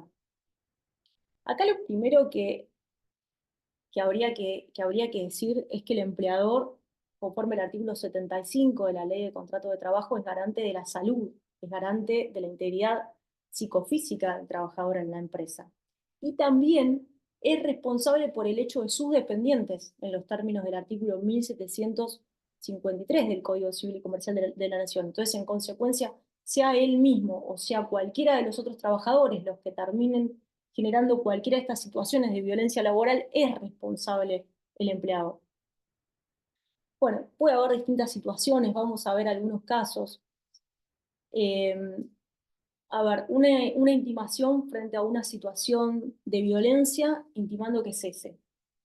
Para que cese la violencia cuando la relación laboral está vigente. Entonces, ahí ustedes qué deberían hacer. Bueno, se escriben los hechos, se intima a cesar con la persecución, con el acoso, con la violencia, bajo apercibimiento de considerarse despedido el trabajador y reclamar los daños y perjuicios en los términos de la ley 23.592, de la ley antidiscriminación, del artículo 75 de la ley de contrato de trabajo.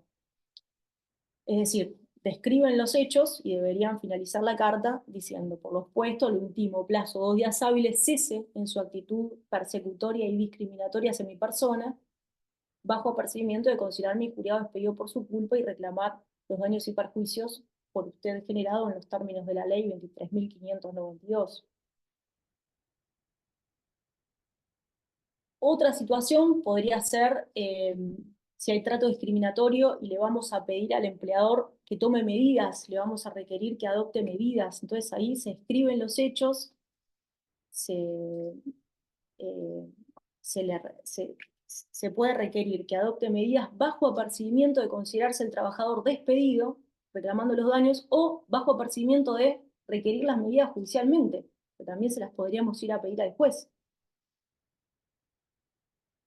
Entonces ahí se describen los hechos y podríamos decir: por lo expuesto, lo intimo en los términos del convenio 190 de la OIT, violencia, de la ley 26.485, si se tratara de violencia de género, que establece los derechos mínimos para cuando las mujeres denuncien violencia de género. Plazo 2 días hábiles, arbitre las medidas necesarias a efectos de que cese la actitud persecutoria y discriminatoria hacia mi persona. Imaginemos que esto es generado por un compañero de trabajo. Para que cese la actitud persecutoria y discriminatoria hacia mi persona por parte del señor tal, bajo apercibimiento de considerarme injuriado y despedido por su culpa y reclamar los daños y perjuicios por usted generado en los términos de la ley 23.592. El artículo 35 de la ley 26.485 también establece la reparación por estos daños. O bien podrían ponerle otro apercibimiento y poner bajo apercibimiento de reclamarlos judicialmente, conforme artículos 7 y 8 de la Convención de Belém de Pará, que establece los derechos y garantías mínimas en procesos judiciales para las víctimas. También el artículo 1711 del Código Civil y Comercial de la Nación habla de la acción preventiva del daño. No hace falta demostrar un daño, justamente el objeto que tiene esta acción es prevenirlo. Situaciones donde hay despido discriminatorio y lo que quiero pedir es la reinstalación. Acá ya está el despido, entonces lo que habría que decir, si ya está el despido, bueno, por supuesto rechazar, ¿no? Decir: rechazo el despido por usted puesto con fecha tal, por improcedente, arbitrario, y nulo. Lo fundamental es decirle que es nulo, y lo que quiero es la reinstalación, retrotraer los efectos. Entonces, por ejemplo, le digo que es nulo y le digo que es falso que se trate un despido sin causa, porque el mismo tiene por causa, no sé, la licencia médica que le comuniqué el día anterior a que usted disponga mi despido. Y por eso lo intimo plazo 2 días hábiles, proceda a mi inmediata reincorporación en mi puesto de trabajo bajo apercibimiento de peticionarlo judicialmente, así como el pago de los daños y perjuicios por ustedes generados conforme lo previsto en la ley 23.592. Es decir, le estamos pidiendo que deje sin efecto el acto discriminatorio, como indica la ley 23.592, y proceda a la reinstalación.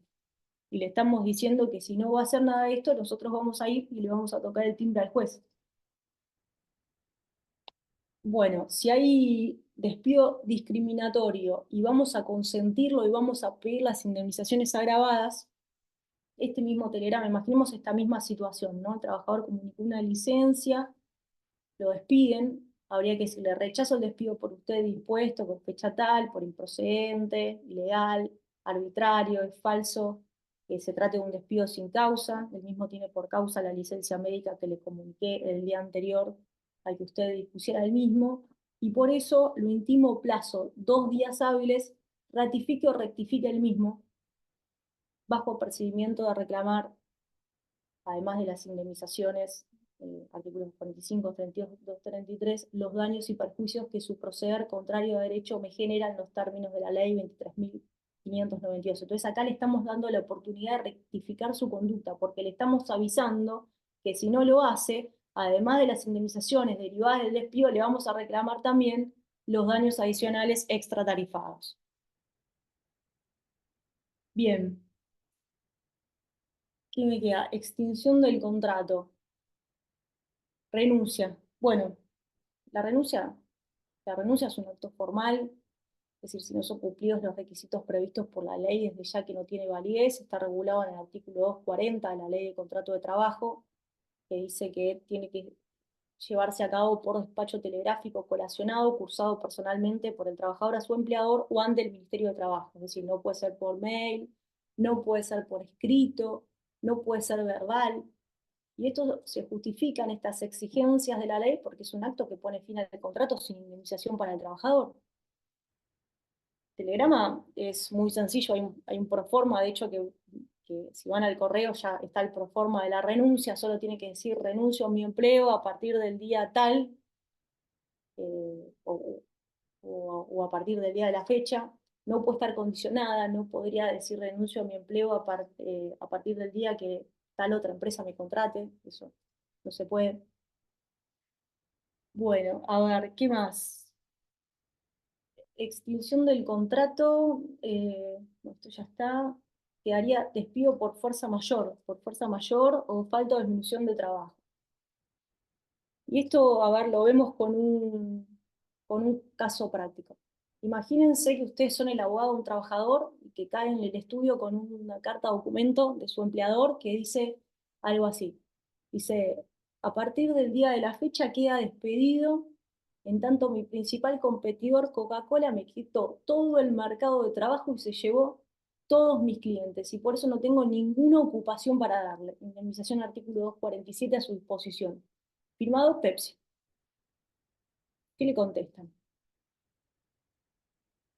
A ver, ¿a alguien se le ocurre qué le contestan? Tienen que rechazar, pero ¿se les ocurre algún Yo prim- argumento para rechazar? Para mí que es improcedente, primero porque debe expresar la causa claramente, debe estar, no puede estar condicionada y tiene que explicar concisa y claramente por cuál es la causa que lo despide. Ahí no hay una causa justificable o que al menos esté en la normativa. Tiene que haber, por ejemplo, no sé, se me ocurre una causal particular de la empresa donde hay poco giro comercial, porque no hay mucho movimiento, o sea, tiene que estar expresada la causa claramente. Sí, bueno, está bien, de alguna manera está expresando una causa, dice que se quedó sin mercado por culpa de otro, por culpa de Pepsi que le robó todo, perdón, por culpa de Coca-Cola, Pepsi es el empleador, que le robó todos los clientes, ¿no? El tema es ver si esto es atendible como para pagar la indemnización del 247, porque dice, le pongo a disposición la indemnización del artículo 247, como ustedes saben es la mitad de la indemnización por antigüedad. Es una indemnización expresamente prevista para cuando hay falta de trabajo, disminución de trabajo o fuerza mayor.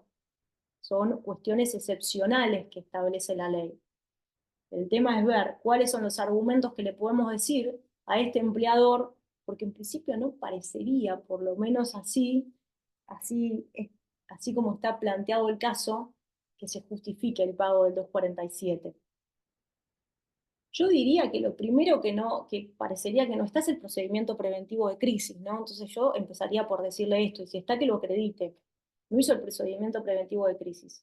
Artículos 98 a 105 de la ley 24.013. no respetó el orden de prelación del artículo 247. El artículo 247 no dice que se puede despedir a cualquier trabajador así, al que le cae peor al empleador, empieza por ese. No, no. Dice que tiene que empezar por los trabajadores menos antiguos dentro de cada especialidad y que de los ingresados en un mismo semestre se tiene que respetar los que mayores cargas de familia tengan. Pero fundamentalmente, lo principal es que este es un hecho ajeno al trabajador. Si un competidor le sacó todos los clientes al empleador, es un hecho ajeno por el principio de agilidad. Este es un supuesto excepcional, el de falta de trabajo para pagar el 247. Es de aplicación restrictiva por los jueces, porque rige el principio de continuidad de la relación, artículo 10 de la Ley de Contrato de Trabajo, y el principio de agilidad. Los trabajadores no participan de las pérdidas porque tampoco participan de las ganancias, por más que haya un artículo, la Constitución Nacional, el artículo 14 bis, que dice que los trabajadores tienen que participar en las ganancias. Lo cierto es que lamentablemente jamás fue reglamentado, entonces no pueden participar en las pérdidas. Este es el principio. Entonces el empleador tiene que pagar la indemnización del artículo 245. Bueno, estos serían más o menos los argumentos. No sé si faltó algo, igual quiero dejar un poco de tiempo para las preguntas, así que, bueno, cedo la palabra acá y a las organizadoras. Bueno, gracias, Dani. Colegas, si tienen preguntas, este es el momento, aprovechen. Em, Ahí, sí. Romy, un temeroso de el- hacer la pregunta al grupo me escribió por privado. No voy a nombrar quién es, pero ya sabe a quién me refiero. Y me pregunta qué ocurre con la notificación en zona peligrosa, ¿sí? Eh, es decir, una de las dos partes cursa una notificación que no pudo llegar a esfera del conocimiento de la contraria porque el correo informó que era zona peligrosa. Bueno, este es un tema, ¿sí? Porque por un lado entra en conflicto dos reglas. Por un lado, que aquel que elige el medio es responsable de sus consecuencias, ¿sí? Si yo elijo usar el telegrama de determinada empresa para cursar una notificación, resulta que esa empresa postal no puede efectivizar esa comunicación porque en este caso considera que es una zona peligrosa a la cual no puede acceder, entra en juego con eh, la cuestión de haber denunciado un domicilio, ¿sí? Entonces, por un lado está el medio que eligió, generalmente en estos casos es el empleador, y por el otro lado el domicilio denunciado por el trabajador, ¿sí? Bueno, acá hay jurisprudencia variopinto, pero en general lo que se entiende en esos casos es que muchas veces el trabajador tiene conocimiento de esas dificultades al momento de la notificación y que esa carta llegó a su esfera de conocimiento o que el hecho de no haber llegado es por su responsabilidad y por lo tanto se entiende de que estaría notificado, ¿sí? Pero bueno, también es cierto es que, por otro lado, se puede analizar también que el empleador eligió ese medio y la consecuencia de no efectivizar esa notificación es por el medio elegido y en ese supuesto es el empleador el que no pudo instrumentar la notificación y por lo tanto es responsabilidad del empleador, ¿sí? Puede estar las dos perspectivas dependiendo de cuál es la interpretación del juez en el caso concreto, ¿sí? Recuerden siempre que en materia laboral y más aún en materia de notificaciones, la casuística es fundamental, ¿sí? La casuística es fundamental y para eh, aplicar y resolver el caso concreto de esa casuística, de ese hecho puntual, aplicamos todas las reglas que estuvimos conversando desde el inicio de este encuentro, ¿sí? Los principios son fundamentales, las normas del derecho del trabajo son fundamentales y siempre velando por el debido proceso y el derecho de defensa de las partes, ¿sí?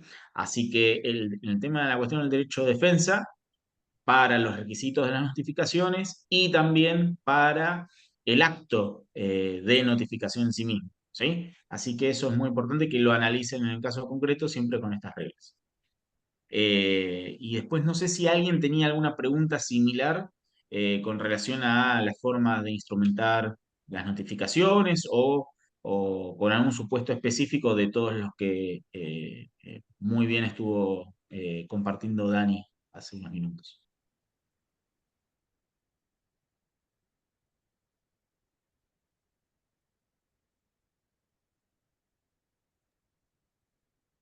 Bueno, no veo muchas manos levantadas. Me parece que hay información bastante para procesar también.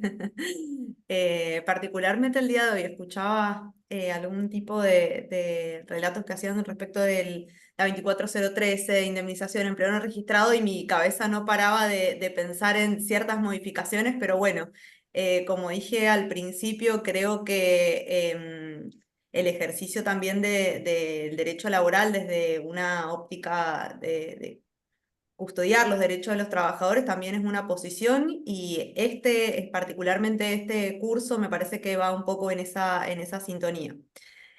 Bueno, colegas, sí, Romy, perdón, ahí justo Daniela González había levantado la manito. No sé si quiere abrir el micrófono y compartir creo que su eran duda. unos aplausos, pero Daniela, si tenés alguna pregunta, abrí directamente el micrófono. Ahí Ah, no. eran aplausos, perdón, Aplausos, perdón. aplausos. ¿Qué tal? Yo Yo tengo quería consultarles, quería preguntarles más que nada si iban a subir los modelos de telegrama que estuvimos viendo hoy, tipo algún modelo si es que tienen, o bueno, después los voy desgrabando. Sí, sí, podemos mandar. Muchas Yo gracias. ahí, no sé quién habló de los modelos, perdón, compañero o compañera. Sí, déjenme compartirles una visión personal que tengo con los modelos, ¿sí? Por lo menos los modelos, ya sea de intercambio barra escritos en general. Yo soy muy anti modelos. ¿Por qué? Porque el modelo, ¿sí? El modelo nos limita un poco la capacidad creativa y de razonamiento. No es solo cambiar datos y ya está, ¿sí? Sino que uno cuando elabora este tipo de documentos son casi de elaboración artesanal, ¿sí? Y es fundamental que cada uno de nosotros sepamos las reglas básicas del intercambio. ¿Por qué? Porque hay mucho reclamo que se pierde en sede judicial porque se encaró mal el intercambio, ¿sí? Se agarra un modelo. Yo me acuerdo que cuando estaba terminando de cursar la carrera, me había comprado un libro, bueno, lo voy a mencionar el autor, que se llama Álvarez Chávez, ¿no? ¿Por qué? Porque decía el libro modelos de intercambio epistolar, demanda. Les juro, lo abrí y estaban mal los telegramas que se mencionaba para el intercambio. No lo pude devolver al libro porque ya no me lo aceptaban, pero eh, ¿qué les quiero decir con esto? Los modelos en sí mismos no sirven si no tienen la comprensión de los requisitos básicos, en este caso de un intercambio, pero si uno agarra un modelo de demanda y no sabe de qué se trata el tema, trae problemas. Entonces, siempre pódense de algún colega que por alguna razón, ya sea porque tuvo otros casos previos o por una cuestión de ya tener el oficio de la profesión, tenga algún conocimiento un poquito más avanzado, pero más que el modelo, eh, vean estas cuestiones que estuvimos viendo para no pifiarlas, ¿sí? Muchos telegramas que se mandan sin apercibimiento, muchos telegramas que se mandan sin plazo, muchos telegramas que se mandan sin mencionar la causa o en el caso de la 24013 sin cumplir con los requisitos de mencionar las circunstancias de la deficiente registración, ya sea el salario, ya sea la fecha. eh, Eso es fundamental, ¿sí? Después los modelos pueden ser compartidos o incluso hay dando vueltas en las redes, pero por favor, presten atención al cumplimiento de los requisitos que estuvimos charlando y de la IPA para no olvidarse, ¿sí? Hay una mano levantada, Luis Padín, Lule. Sí, ¿qué tal? ¿Cómo va? Bueno, primero felicitarlos a Daniela, a Gastón, fue excelente la exposición, la verdad que clarísimos ambos exponiendo los temas, así que el agradecimiento primero. Después, una duda en cuanto a la notificación telegráfica, el telegrama que envía un trabajador y el correo no puede entregarlo porque no fue recibido por el empleador. El domicilio está correcto, pero el empleador no lo recibe. Le dejan el aviso de visita, vuelve el correo, tampoco recibe la segunda visita, entonces le dicen que lo vaya a buscar al correo. Usan el correo, pasan los 5 días y nunca lo fueron a buscar. La duda en concreto es cuál es el plazo que tomamos, como explicabas vos, Gastón, eso se interpreta que está notificado correctamente porque una cuestión de afectación al principio de buena fe fue el empleador el que no concurrió al correo a retirar el telegrama. Ahora, ¿cuál es la fecha que se computa de notificación de ese telegrama? ¿Se entendió? Sería esa. Y después, Sí, sí, sí, se entendió perfecto. Mira, yo he visto jurisprudencia que toma la primera fecha, o sea, la primera visita, y jurisprudencia que toma la segunda visita. No está zanjada la cuestión, así tajante, ¿sí? A mi modo de ver, debe ser la primera oportunidad. Pero he visto jurisprudencia de ambos lados, ¿sí?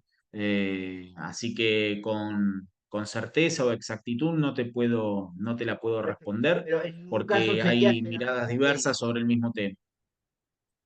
Pero no sería en ningún caso esperar los 5 días, digamos, que la fecha sea una vez que se cumplen los 5 días. O sea que la discusión es primera o segunda visita. Exacto, sí, sí, sí. Yo al menos de las jurisprudencias que he leído, o toma la primera o toma la segunda, pero no, estamos hablando para el caso en que el empleador no fue a retirar la comunicación. Distinto es Exacto, que esa es la le dejan el aviso y va y la retira, ¿sí? perfecto. Ahí si va y la retira, en general se toma la fecha de retiro. Pero en el caso en que no retira, hay visto criterios disímiles, o la primera o la segunda, ¿sí? Clarísimo. De esto también, aprovechando tu pregunta, Lule, si me dan los organizadores unos segunditos, simplemente para aclarar lo siguiente. Una de las reglas que les comentamos al inicio de este encuentro es que las partes deben velar por la continuidad del contrato de trabajo, ¿sí? Entonces, en lo posible, frente al silencio de alguna de las partes, ¿sí? De la parte contraria, en lo posible hay que mandar un telegrama reiterando, ¿sí? Obviamente que dependerá del caso. Si es un caso de violencia laboral, violencia de género, frente al silencio de la contraparte, yo no le voy a mandar se le reitera, porque estamos hablando de una circunstancia grave, ¿sí? Pero si estamos hablando de un silencio frente a una intimación del trabajador pidiendo por la registración del contrato de trabajo, bueno, lo aconsejable en ese supuesto es mandar un telegrama reiterando lo pedido con anterioridad, ¿sí? Y en este caso que comparte Lule, lo mismo, ¿sí? Si existe la posibilidad, porque muchas veces viene el trabajador diciendo, me salió otro trabajo, ¿sí? Me quiero ir de esta gente porque me tiene mitad con registro, mitad sin registro, mi jefe me desborda de trabajo y encima el sueldo es una porquería, conseguí otra cosa y la verdad quiero reclamar este tema y empiezo en 2 semanas. Bueno, uno ahí va a estar contando los plazos y a veces uno no tiene tiempo para mandar un reiteratorio. Pero si existe la posibilidad, lo aconsejable siempre es mandar un aviso reiterando la comunicación anterior. Y una cosita que me gustaría agregar a tono con lo que planteaba Daniela, que me parece importantísimo, esto de que nosotros trabajamos para los jueces con criterios, jueces y juezas con criterios restrictivos, cada vez son más. Y algunas cosas que nos han sucedido a lo largo del ejercicio profesional es que cuando se ganan los juicios muchas veces no se cobran, porque las empresas, con lo que tarda la justicia del trabajo, las cíclicas crisis económicas y trapisondas varias de las empresas desaparecen. Entonces, es muy importante la extensión de responsabilidad a las personas físicas, fundamentalmente en casos de empleo mal registrado o no registrado directamente. Y si nos encontramos con alguna jurisprudencia restrictiva que lo que nos plantea es que a los efectos de extender por la ley de sociedades y el Código Civil y Comercial la responsabilidad de las personas físicas, a los formadores de la voluntad de las empresas, de la voluntad societaria me refiero, tenemos que acreditar que tuvieran conocimiento de los hechos, por ejemplo, de la clandestinización del vínculo y que no hicieron nada para resolverlo. Entonces, una práctica que implementamos que nos dio buenos resultados es que cuando mandamos el primer telegrama de la ley 24013 para la registración del vínculo, también copiamos a la persona física, a los directivos de la sociedad, que es un dato que sacamos del boletín oficial, que también están online, como vos planteaban, Gastón. Y entonces ahí cae el argumento de que ellos deberían, que uno tiene que ser el que prueba que ellos tenían conocimiento, que es una prueba imposible, porque ahí anticipadamente, previo a la extinción del vínculo, ya están siendo notificados. Entonces, es un tip de la práctica que también viene bien. Solo eso y reitero la felicitación. Entonces serían 2 telegramas, por lo que Digo, estás lo que digo comentando. es que a veces En este mismo cuando momento. Lo que digo es que a veces lo que a uno le sucede cuando está litigando es que termina el juicio, ganaste la sentencia y no se lo cobró a nadie. ¿Por qué? Claro. Porque la empresa desapareció, sencillamente cambió de razón social, lo que fuera. En ese escenario es importante también cuando se trata de un empleo clandestino o parcialmente clandestino, que no está registrada correctamente la relación laboral, ir en la demanda también, demandar a su vez a las personas físicas que forman la voluntad social. En ese caso, lo que nosotros hacemos es, sacamos del boletín oficial la persona que es, por ejemplo, el presidente del directorio, por decir alguna cuestión, el gerente de la sociedad de responsabilidad limitada, y también lo notificamos de la intimación por 24013 que le hicimos a la firma. Y con eso, lo que es una sugerencia que a nosotros nos resultó bien, Claro, solo sí. lo que resolvemos es que haya una jurisprudencia muy restrictiva y minoritaria, pero lo cierto es que Lorenzetti tiene esta posición y como la Corte Suprema pasa de todo, hay que tener en cuenta cuál es la posición de Lorenzetti en la materia. Entonces te imponen a vos como abogado, como parte actora, demostrar al trabajador, le imponen demostrar que el directivo tenía conocimiento de la falta de registración del vínculo y que no hizo nada. Es imposible, no tenemos manera de demostrarlo, en realidad tiene que ver con su cargo. Pero cuando lo intima junto con la empresa por ley 24013, este argumento se les cae. ¿Por qué? Porque vos lo notificaste previo a extinguir el vínculo que había una clandestinización del vínculo y que estabas reclamando. Por lo tanto, esa es la prueba cabal de que sí tenía conocimiento de que el trabajador o la trabajadora estaban deficientemente registrados. No sé si se entendió o hice medio Sí, a materia. mí sí, ahí lo comprendí, gracias. Bueno, y los datos los sacan del boletín oficial que está disponible por internet. Esto que dice Luis son los artículos de la Ley de Sociedades, artículos 54, 59, 274 de la Ley de Sociedades que establece la responsabilidad del presidente del directorio y creo que 137, si no me equivoco, cuando se trata de una SRL que responsabiliza a los gerentes. Son esas normas que lo que exigen para responsabilizar a estas personas físicas es que haya habido violación de la ley. En estos términos, hablan de violación de la ley. Esto de violación de la ley, después la jurisprudencia laboral lo termina transformando de una forma que nunca entendí bien por qué, en fraude. Empiezan a hablar de que tiene que haber habido fraude, que en realidad fraude no es exactamente igual a violación de la ley, ¿no? Pues fraude es que se impone una pantalla entre el intérprete y la realidad con la finalidad, ¿no?, de violar la ley. Termina violando la ley de una forma indirecta. La ley lo que habla simplemente es que tiene que haber violación de la ley, violación directa de la ley. Entonces, es cierto lo que dice Luis, generalmente la jurisprudencia esto lo admite cuando hay pago en negro, claramente eso es fraude, pero también podría llegar a ver, o pueden ustedes intentar argumentar, como hago yo, en otras situaciones donde no hay fraude, pero sí violación de la ley. Por ejemplo, no sé, retención de aportes, por ejemplo, omisión del pago del salario. Omisión del pago del salario no es un fraude, es una violación directa de la ley. Y claramente me parece a mí que de acuerdo a la redacción de estas normas, también entran los presupuestos de la normativa. Entonces los dejo como para pensar. ¿Alguien más tiene alguna pregunta? Si no, quedan 3 minutos para la finalización de la clase. En la próxima clase, 7 de mayo, vamos a ver indemnizaciones laborales. Va a estar a cargo de las doctoras Aleli Previniano y Vanessa Aramami. Así que totalmente invitadas a que se sumen a la próxima clase porque va a estar muy interesante. No sé si hay alguna pregunta más o damos el cierre y ya nos encontramos la próxima. Bueno, si no hay nada más que agregar, agradecemos a Gastón Llopart y a Daniela Ducros Novelli que siempre están a disposición y además han dado un panorama excelente y muy clara a la clase. Gracias. Ustedes por la invitación. Y ahora, bueno, Lule, por favor, guardanos un poquito el guiso. Vamos todos. Muteado, estás muteado, no te escuché. Digo, mirá, está en proceso, Lizo. No sé si Está en proceso. Ahí vamos. Ahora vamos los 21 que quedamos Estaba conectados acá. diciendo, ¿No? no acá es una otra, y que está poniendo otra. Lule, pasá por chat la dirección. Claro. Eso mismo.